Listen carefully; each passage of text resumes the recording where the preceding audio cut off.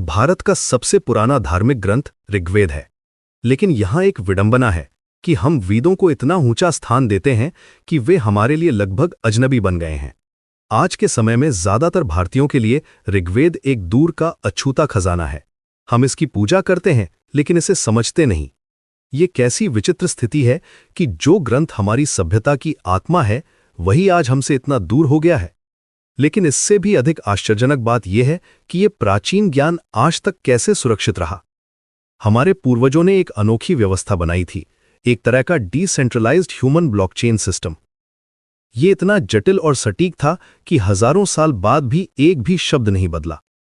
विभिन्न परिवारों में बटे हुए ऋषि, जटिल उच्चारण की पद्धतियां और स्मृति की अविश्वसनीय शक्ति, ये सब मिलकर एक ऐसा तंत्र बना जिसमें जानकारी भ्रष्ट हो ही नहीं सकती थी, भले ही नेटवर्क का कोई हिस्सा नष्ट हो जाए। ऋग्वेद का मतलब है स्तुति के श्लोकों का ज्ञान। ये 10 मंडलों में बटा है, जिसमें से मंडल 2 से 9 सबसे पुराने हैं। इन्हें फैमिली बुक्स कहते हैं क्योंकि ये विशिष्ट ऋषि परिवारों द्वारा रचे गए, गृत्समद, विश्वामित्र, वशिष्ठ जैसे महान संतों द्वारा। यही छुपे हैं वे मंत्र जो आज भी हमारे जीवन में गूंजते हैं। गायत्री मंत्र, तीसरे मंडल के 62वें सूक्त का 10वां श्लोक। महामृत्युंजय मंत्र, 7वें मंडल के 59वें सूक्त का 12वां श्लोक। ये सिर्फ मंत्र नहीं है, ये हमारी सभ्यता के डीएनए हैं। लेकिन इनर अल्केमिस्ट यहां सबसे दिलचस्प बात यह है कि ऋग्वेद का सबसे महत्वपूर्ण देवता कौन था। आज के समय में ये जान के आपको हैरानी होगी, वो था इंद्र। हाँ, वही इंद्र जिसे आज हम लगभग भूल चुके हैं। ऋग्वेद में इंद्र सर्वोच्च देवता है, देवराज है, योद्धा राजा है, वो ड्रैगन स्लेयर है, सोमा पीकर अपनी ही प्रशंसा गाता है। वो बिल्कुल ग्रीक या नॉर्स मिथोलॉजी के किसी गॉड की तरह लगता है। आज भारत में श्री राम के नाम पर 1200 से ज्यादा शहर हैं, विष्णु जी के नाम पर 1300 से ज्यादा, लेकिन इंद्र के नाम पर सिर्फ 50 के आसपास। ये कितना बड़ा बदलाव है। वो देवता जो कभी सबसे ज्यादा स्तुति पाता था, आज लगभग गुमनाम है। ऋग्वेद के 1028 मंत्रों में से 1/4 में इंद्र का जिक्र है। वो वृत्र नामक असुर को मारकर बारिश लाता है, नदियों को मुक्त करता है, मानवता का रक्षक है। पुराणों में इंद्र की छवि बिल्कुल अलग है। वहां वो अहंकारी है, भोगी है, कभी कभी तो हास्यास्पद भी। कृष्ण गोवर्धन पर्वत उठाकर उसके क्रोध से लोगों को बचाते हैं। ये ट्रांसफॉर्मेशन कैसे हुआ? ये बदलाव ऋग्वेद के बाद के मंडलों में ही शुरू हो गया था, जहां शुरुआती मंडलों में इंद्र युद्ध, पशुधन, भौतिक समृद्धि का देवता था।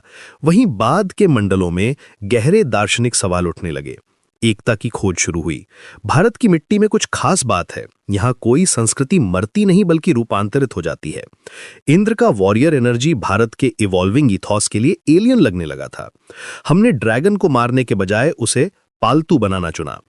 कालिया कृष्ण के पैरों तले नाचता है, शेषनाग विष्णु का बिस्तर बन जाता है, वासुकी समुद्र मंथन की रस्सी बन जाता है। यह भारत का यूनिक अप्रोच है, डिस्ट्रॉय नहीं करना, ट्रांसफॉर्म करना। लेकिन इस ट्रांसफॉर्मेशन में हमने कुछ खो भी दिया। ऋग्वेद एक ऐसे युग का पोर्टल है जहां डिजायर एक अच्छा शब्द था, जहां रॉ एनर्जी थी जो बहुत ज्यादा प्राइमल थी। वहां महान बनने की इच्छा एक नोबल चीज थी। इंद्र की तरह यूनिवर्स को चैलेंज करने का साहस था।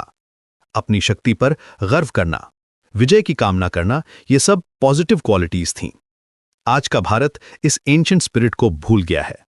हमने पीस और एक्सेप्टेंस को इतना महत्व दिया कि हमारा वो प्राइमल कॉन्फिडेंस कहीं खो गया। लेकिन 21वीं सेंचुरी में लीडरशिप के लिए हमें फिर से उस ऋग्वेदिक स्पिरिट की जरूरत है। वो प्योर विल, वो सेल्फ कॉन्फिडेंस, वो नोबल डिजायर फॉर ग्रेटनेस, ये सब अभी भी हमारे अंदर है। ऋग्वेद हमें सिखाता है कि डिजायर एक अच्छी चीज हो सकती है, महान बनने की चाह एक नोबल बात हो सकती है। ये इंद्र का ईगो नहीं है, बल्कि एक फाउंडेशनल करेज है, यूनिवर्स को चैलेंज करने का, एक अनपैरेलल्ड सिविलाइजेशन बनाने का। आज जब भारत फिर से विश्व मंच पर अपनी जगह बना रहा है, तो हमें इस एंशिएंट विजडम को रीडिस्कवर करना होगा। हमारे अंदर वो शक्ति अभी भी है, बस उसे पहचानने और जगाने की जरूरत है।